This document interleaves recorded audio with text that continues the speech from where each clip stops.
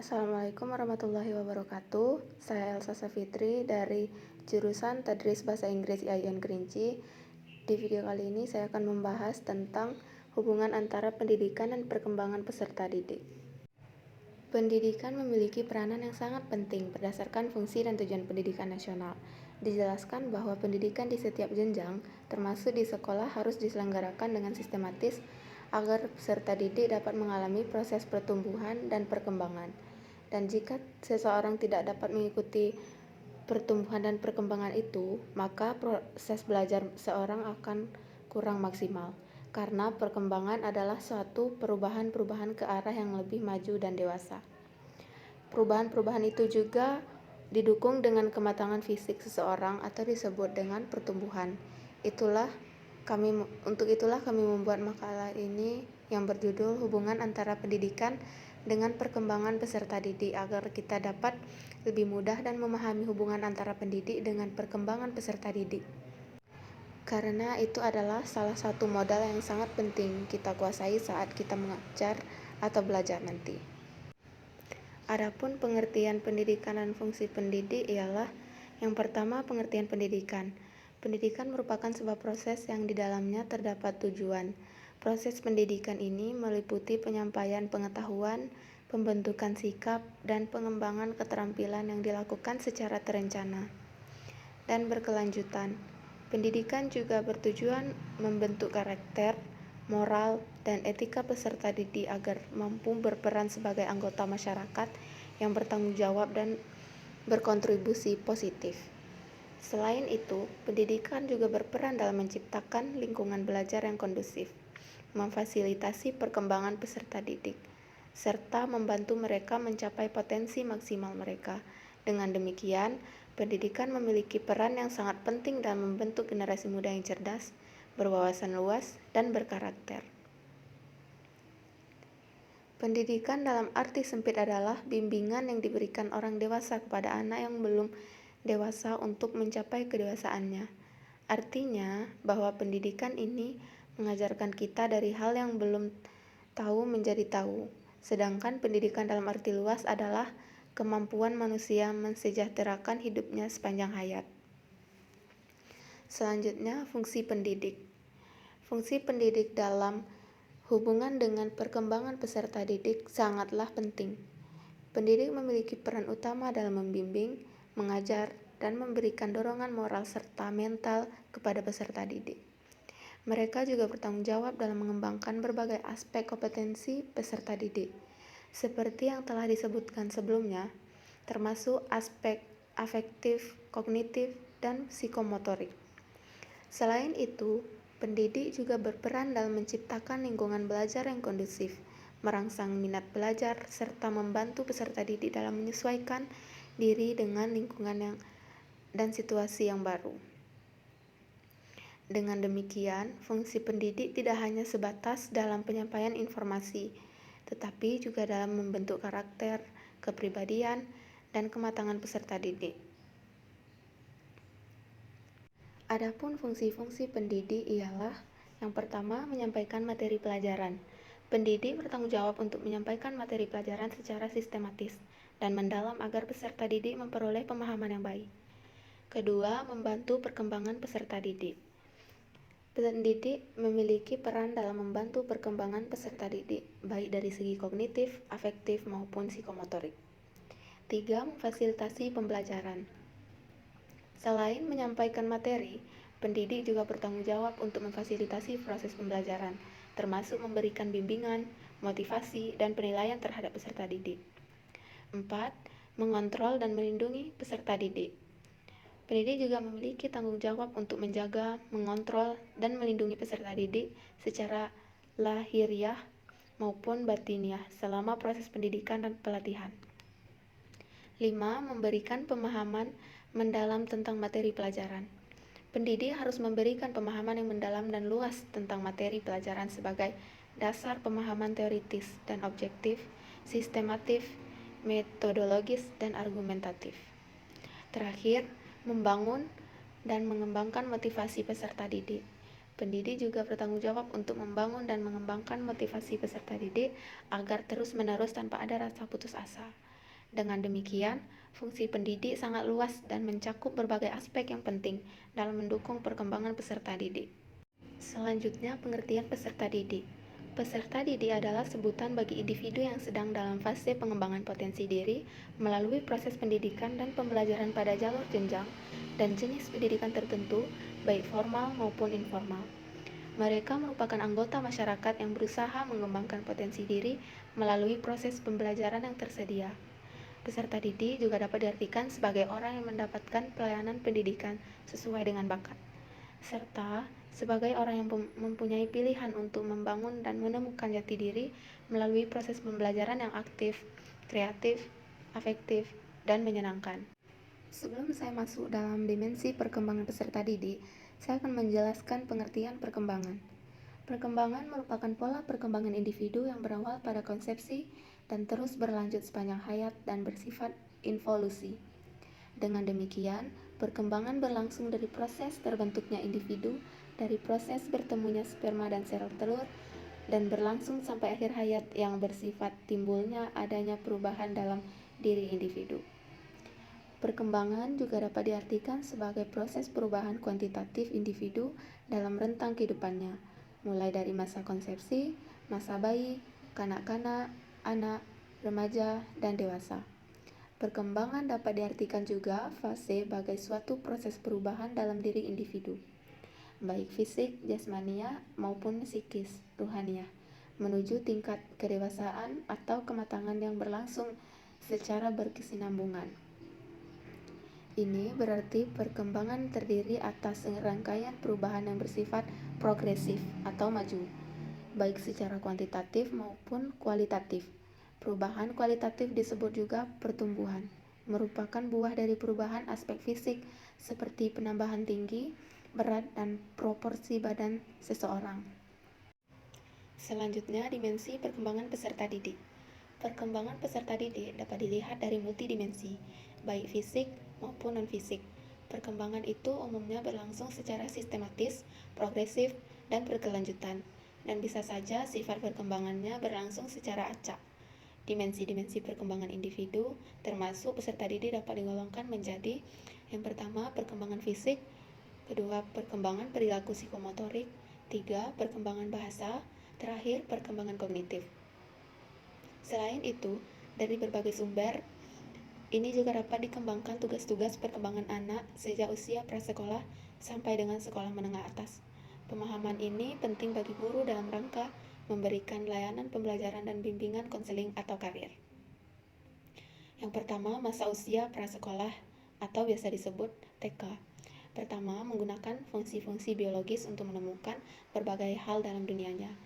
Kedua, masa belajar pada tahun pertama dalam kehidupan individu atau masa oral, karena mulut dipandang sebagai sumber kenikmatan dan merupakan alat untuk melakukan eksplorasi dan belajar. Tiga, belajar berjalan, sehingga anak belajar menguasai ruang mulai dari yang paling dekat sampai yang paling jauh. Empat, pembiasaan terhadap kebersihan. Dan yang terakhir, perkembangan rasa keindahan. Kedua, ada tahap masa usia sekolah dasar, yaitu yang pertama, adanya kolerasi positif yang tinggi antara keadaan dengan prestasi. Dua, sikap tunduk kepada peraturan-peraturan permainan tradisional. Tiga, adanya kecenderungan memuji diri sendiri. Empat, membandingkan dirinya dengan orang lain. Lima, apabila tidak dapat menyelesaikan suatu soal, maka soal itu dianggap tidak penting. 6. Minat terhadap kehidupan praktis sehari-hari yang konkret. 7. Amat realistis, rasa ingin tahu dan ingin belajar. 8. Menjelang akhir masa ini, telah ada minat kepada hal-hal atau mata pelajaran khusus sebagai mulai menonjolkan bakat-bakat khususnya. 9. Pada masa ini, anak memandang nilai atau angka rapor sebagai ukuran tepat mengenai prestasi sekolahnya. Ketiga, tingkat menengah pertama. Yang pertama, mencapai perkembangan diri sebagai remaja yang bermain dan bertakwa kepada Tuhan Yang Maha Esa. Kedua, mempersiapkan diri, menerima dan bersikap positif serta dinamis terhadap perubahan fisik dan psikis yang terjadi pada diri sendiri untuk kehidupan yang sehat. Tiga, mencapai pada hubungan yang baik dengan teman sebaya dalam peranannya sebagai pria atau wanita. 4. Menetap nilai dan cara bertingkah laku yang dapat diterima dalam kehidupan sosial yang lebih luas. 5. Mengenal kemampuan bakat dan minat serta arah kecenderungan karir dan apresiasi seni. 6. Mengembangkan pengetahuan dan keterampilan sesuai dengan kebutuhan untuk mengikuti dan melanjutkan pelajaran atau mempersiapkan karir serta berperan dalam kehidupan masyarakat. Dan yang terakhir, mengenal sistem etika dan nilai-nilai sebagai anggota masyarakat dan minat manusia. Dan tahap selanjutnya ialah tingkat menengah atas atau biasa disebut dengan SMA. Pertama, mencapai perkembangan diri sebagai remaja yang beriman dan bertakwa, mencapai kematangan dalam beriman dan bertakwa kepada Tuhan Yang Maha Esa. 2. Mencapai kematangan dalam hubungan teman sebaya, serta kematangan dalam perannya sebagai pria atau wanita. 3. Mencapai kematangan pertumbuhan jasmaniah yang besar. 4. Mengembangkan pengetahuan ilmu, teknologi, dan kesenian sesuai dengan program kurikulum persiapan karir dan melanjutkan pendidikan tinggi, serta berperan dalam kehidupan masyarakat yang lebih luas. 5. Mencapai kematangan dalam pilihan karir. 6. Mencapai kematangan gambaran dan sikap tentang kehidupan mandiri secara emosional, sosial, intelektual, dan ekonomi. Selanjutnya, adapun beberapa faktor yang mempengaruhi perkembangan dan problem peserta didik. Pertama, faktor perkembangan. Menurut Santro, banyak aspek yang dipengaruhi oleh faktor genetik. Para ahli genetik menaruh minat yang sangat besar untuk mengetahui pasti tentang variasi karakteristik yang dapat dipengaruhi oleh faktor ini.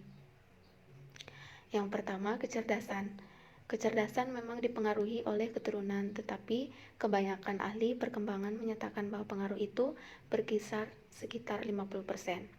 Kedua, temperamen.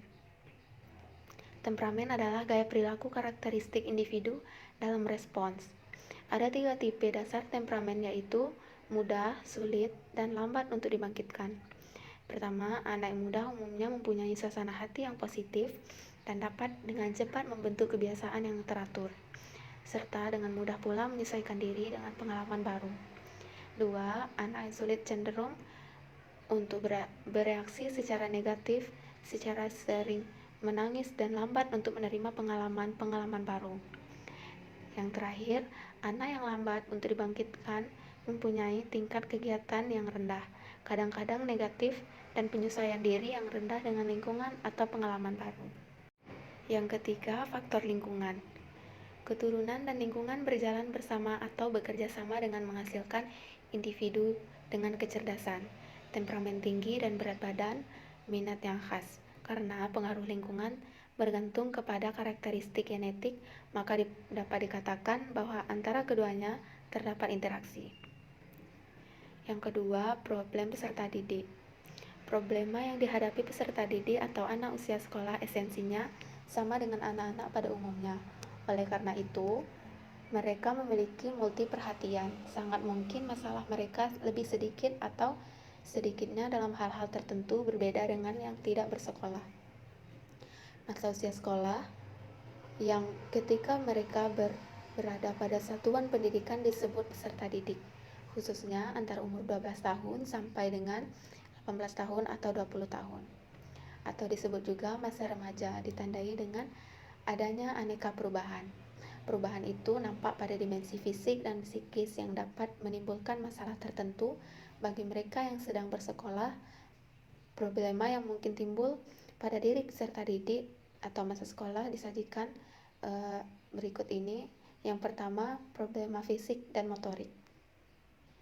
Ketika perkembangan fisik dan motorik ini tidak sesuai harapan dan menimbulkan rasa tidak puas dan kurang percaya diri. Rasa tidak puas bisa melahirkan tindakan antisosial, mencari-cari perhatian, dan sebagainya. Jika orang tua dan guru tidak memberi bimbingan serta norma-norma tidak dimiliki, hal ini dapat menjurus pada penyimpangan perilaku seksual. 2. Problema perkembangan kognitif dan bahasa. Ketika memasuki bangku sekolah, anak tidak mampu atau tidak berkesempatan mengoptimalisasi perkembangan intelektual, sangat mungkin potensi intelektualnya tidak akan berkembang optimal. Dengan serba keterbatasan yang ada, bukan tidak mungkin potensi anak tidak berkembang. yang kemudian memuramkan masa depannya atau menimbulkan frustasi. 3. Problema perkembangan perilaku sosial, moralitas, dan keagamaan. Hal ini ditandai dengan timbulnya keinginan bergaul dan diterima oleh anggota kelompoknya. Penolakan dari kelompok mereka dapat menimbulkan frustasi dan terisolasi, bahkan merusak diri. Problem itu juga sering muncul pada dimensi moralitas dan keagamaan, karena pada usia ini mereka sangat rentan kehilangan identitas. Dan yang terakhir, problema perkembangan kepribadian dan emosional. Masa usia sekolah merupakan waktu yang tepat untuk menemukan identitas dirinya. Usaha menemukan identitas ini dapat berupa tindakan coba-coba, mengidentifikasikan diri, atau melakukan imitasi. Anak yang gagal menemukan identitasnya kelak akan mengalami kritis identitas, akan gagal menjadi diri sendiri. Usia ini pun kondisi emosionalnya masih sangat labil dan belum terkendali. Hal ini dapat berdampak pada kehidupan pribadi maupun sosialnya. Jadi, dapat kita simpulkan bahwa terdapat hubungan yang erat antara pendidikan dan perkembangan peserta didik. Pendidikan berperan penting dalam membentuk perkembangan peserta didik, baik secara fisik maupun psikologis. Proses pendidikan yang diselenggarakan secara sistematis diharapkan dapat mendukung pertumbuhan dan perkembangan peserta didik secara optimal. Selain itu, pendidikan juga berperan dalam membentuk karakter, kepribadian, dan kemampuan sosial peserta didik. Perkembangan peserta didik juga dipengaruhi oleh berbagai faktor, termasuk lingkungan, kesehatan, dan interaksi sosial. Oleh karena itu, pemahaman yang mendalam mengenai hubungan antara pendidikan dan perkembangan peserta didik sangatlah penting dalam konteks pembelajaran.